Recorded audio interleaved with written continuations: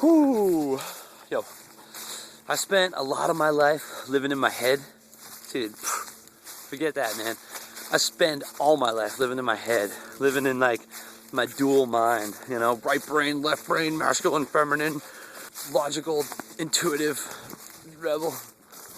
It's all duality, you know, it's all here, there, me, them. And all the masters say you gotta live in your heart. They say that if you want peace in your life, if you want the God stuff, if you want the best of everything, if you want to live a Christ existence, then you have to be in your heart. Christ was living in the heart. And so if that's true, then I got to get out of my head and into my heart. So for the last like 30 days, I've been spending as much time as possible in my heart. And it's become like my dominant focus to live in my heart. And when I meditate in the morning, I'm focused on my heart. And I'm breathing in and out of my heart. And I'm doing as much as I can to keep my attention in my heart center. And I feel, for me, that by bringing my attention out of like how I'm labeling and judging everything around me and what I'm saying that the moment is and all of my logical mind stuff, and bringing that attention just into my heart and just feeling the breath and focusing on love and focusing on that spark of light that is divinity that lives in this space, then it's kind of changing how I view the world and myself and my day and all that. And we're told that if we can sustain that kind of a focus and live that way for an extended period of time, then like our whole life changes, right? And eventually we'll reprogram our minds to not be in control all the time, and we'll begin to live from our heart, and it'll be our heart that is the focus. And so the heart is like one thing, and the brain is two things. You know, the brain's right, left, right? And the heart is just one.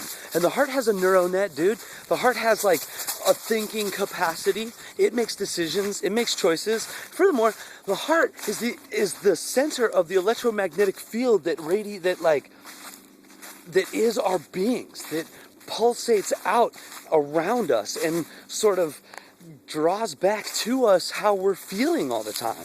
The experience that we're having in our heart is what's being mirrored in our lives, in our world around us, and the circumstances that we find ourselves in. Man, like if we can get ourselves into our hearts and live from that space, then we'll find benevolence in our life in all ways. And it's because we're living in our minds and judging everything all the time and putting labels on stuff and separating everything with our perspective that we're finding ourselves in insane situations all the time. And by living in the heart, those situations dissolve and benevolent ones unfold.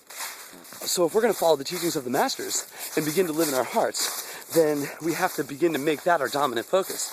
And that's been my process lately, man, is that I just want to live in this space as much as possible.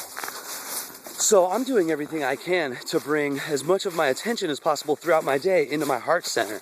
And to, when I look at others, to see the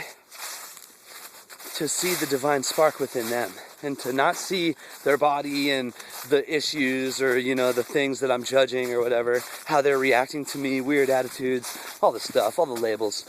But instead to see through that and see the divinity that is the spark of life inside of them, that is the same spark of life that's inside of me. And to get to the common ground that we have, to get to the common connection that we have, and like that unifying aspect about ourselves. Another thing that's been blowing my world is connecting with my chakras a little bit every morning. I sit and breathe and spin each chakra and breathe into them. And by spin, I just kind of mean like I visualize each chakra spinning in a clockwise rotation, and I breathe into them and out of them like 3 times. And maybe I'll send a sigh or like a big heavy breath to clear out whatever might be lurking in there. And just visualize the color of light, whichever one it is, and breathe into it and see that light cleansing that space. And in doing that, by the end of the meditation, when I've gone through each one and when I've inhaled and exhaled 3 deep breaths through each one, I feel this like powerful sense of my energetic self, my energetic being that lives in my body, you know, the part that I am eternally. That feeling becomes so powerful in me, so profound, it just ripples through my body, dude. It feels so good. There's so much peace that comes into my being by connecting with that part of me in the morning every day. And that helps me to see the non-physical aspect of myself that I am. And I'm less focused on my body and on my issues and on all the ways in which my life isn't how awesome I would like it to be. And I'm seeing more the divinity and the peace that I am and the love that I am. And just sharing that love with the world becomes like my dominant intention. And if I'm asking myself, what's my focus for the day? Like, what do I want to accomplish today? How do I want to live? It's just, I want to feel love in myself, and I want to share love with others. That's my dominant intention. And beyond that, dude, I don't care what gets done, man. To me, that's like seeking the kingdom of heaven first. If I'm focused on the love that I am and the energetic aspect of myself, that's the kingdom of heaven, dude. Nothing else beyond that really matters. When this body dies, the only thing that's left is the energy that I am. And so I might as well focus on that now and like not wait until I die to get there. Like, that's silly. That's duality talk, dude.